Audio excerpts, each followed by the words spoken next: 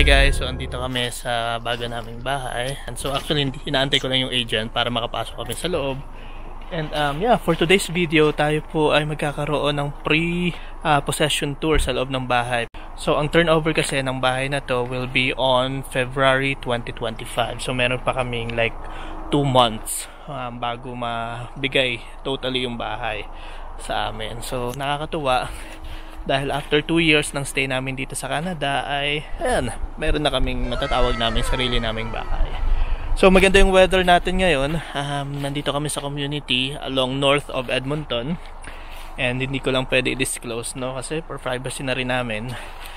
But it's somewhere north of Edmonton. Maganda yung weather ngayon, nasa above freezing point. So positive 3 kami ngayon. Although syempre hindi pa natutunaw yung mga snow dahil nung mga nakaraang araw masyado mataas, no, yung level nung snow. Kung titingnan nyo, ganyan. So ito yung ground, tapos sumabot siya hanggang dito. So parang tatantsahin mo nasa siguro 6 to 8 inches yung kanyang, yan, yung kanyang lalim. So kaya hindi naman ganun kadali na matunaw. Yan, so antayin natin yung agent. Tara, puntahan muna natin yung likod. Andun si Mrs. tsaka si Cedric sa sasakyan. Yan, so ito yung likod ng bahay. Masyado makapal yung snow guys dito. Hindi pa talaga siya natutunaw. Yan, so magkakaroon dito ng parang ganyan, yung parehas dyan sa mga kapitbahay namin. Yan yung free pa, no? And ito yung back door. Yan yung 2 kwarto dun sa taas.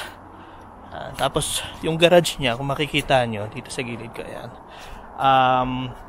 wala pa talaga siyang covered na garage. So pag gusto nyo magkaroon ng garage dito, kayo na yung magpapatayo. Like mga ganyan yung mga garage nila dito. Yung amin kasing bahay is hindi siya anong bang tawag doon? Attached garage, no? So detached yung garage namin. Ayan, semento na nandyan. Kami na magpapatayo ng garage dyan. And well, let's see kung magkano aabutin. But ayun yung design ng bahay na to, detached yung garage.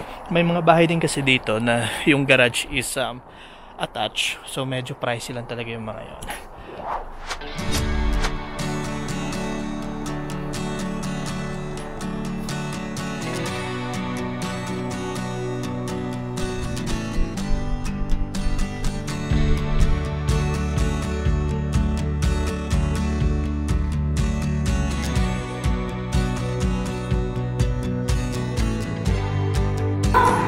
Init ah. Ayan guys, so andito na kami sa loob ng bahay. Medyo may improvement na. May tiles na yung kitchen mo.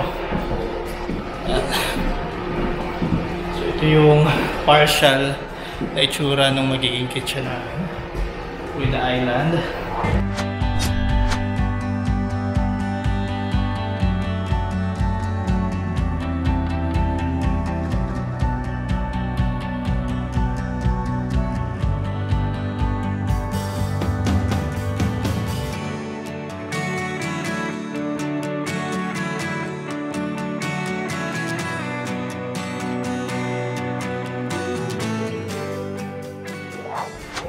So yung side dito is yung living area, tapos dito yung magiging dining, tapos sa side na to, dito na yung ating kitchen, and all the way down here, yung toilet bowl, tapos dito yung magiging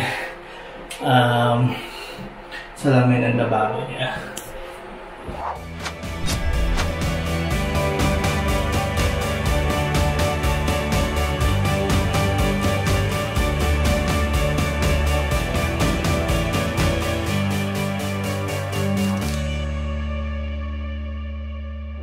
Ayan, tapos ulit naman tayo sa taas. Tingnan natin yung second floor kung anong itsura niya. So ito yung hagdan.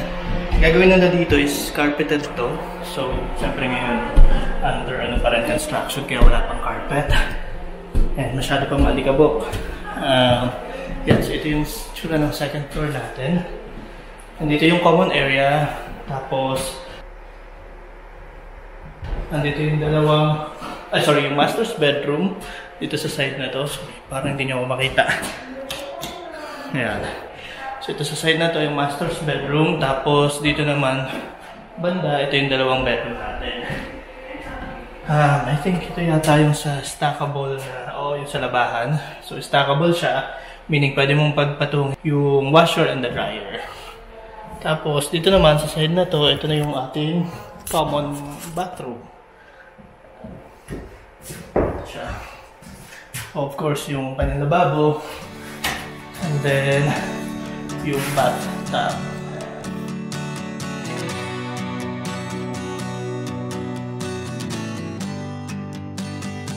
Ganda na siya kung tapos na talaga, no? Yan, carpetan yung mga yan. Tapos punta naman tayo dito sa master's bedroom. Ayan. So, ito yung master's bedroom natin. So, may nakakasilaw. Tapos, dito sa harap natin dito, ito yung master's bedroom in suite. Ayan. So, ito yung lababo. Tapos, dito rin yung bath area. Yan, maganda dito sa harap, guys, dahil yung community, pwede mo naman buksan yung window dito. Ayan. So, ito yung harap ng bahay natin. Wow, so peaceful. Kapag nagmumuni-muni ka sa umaga, kaysa doon ka sa may patio sa baba, pwede ka magmumuni-muni dito. Sa inom-inom ng kape, di ba? Sara na natin kasi medyo malamig sa labas.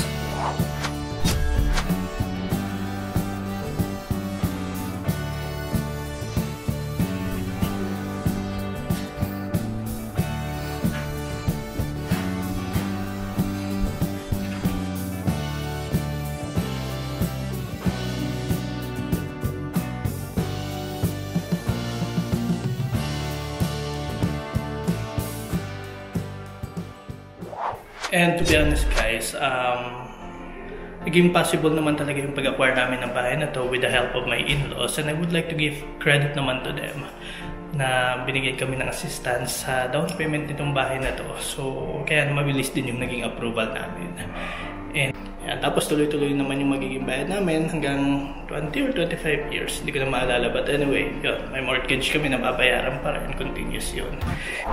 Yan, tapos kung mapapansin nyo yung door dito na malapit sa ating dining at living area, ito yung papunta naman sa basement. Alam nyo guys, yung mga bahay dito, common na may basement. Oh, medyo madilim lang, pero let's see kung pwede tayong makapasok. Ayan. So ito yung pababa ng basement, and meron na siyang separate door. Ibig sabihin, kung gusto mong paupahan yung basement na to, meron kang door dito na direkta dun sa labas. So, tayo. So medyo malaki yung basement natin. Pero ang nakakaano lang dito, isa lang yung kanyang pintana. Yun nandun sa likod. Yung hindi ko alam kung napansin nyo yun kanina. Yeah, so medyo malaki yung basement natin dito. And yun nga, it's either yung iba kasi ginagawa nila, pinapaupahan nila yung basement or ginagawa nilang entertainment area. It's up to you kung anong gusto mong gawin.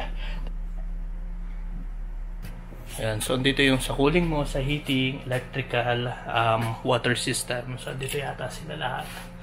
Ayan. Hindi pa siya totally tapos. So, may mga ginagawa pang pending na mga construction or kung anumang mga tinatawag nila dito. Ayan. Laki din, no? So, yung balak namin dito siguro, don't know. Hindi natin alam kung papaupahan ba namin, ipapaayos namin siya, tapos papaupahan, or entertainment. Let's see kung ano pwede natin gawin dito. Okay.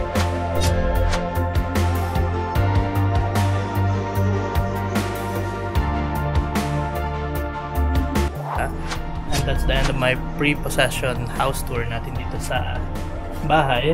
And magkita-kita tayo sa susunod nating video. So papakita naman natin yung tapos na talaga, yung talagang pwede na kaming lumipat. At yan, don't forget to subscribe to my YouTube channel at www.youtube.com/danyoutubetv, sa aking Facebook page, Instagram, TikTok, and Twitter. Maraming salamat po sa inyong panonood. At magkita-kita tayo sa susunod nating video kung saan pwede na siyang lipatan. And that's it. Bye-bye. Aesthetic yung pintura.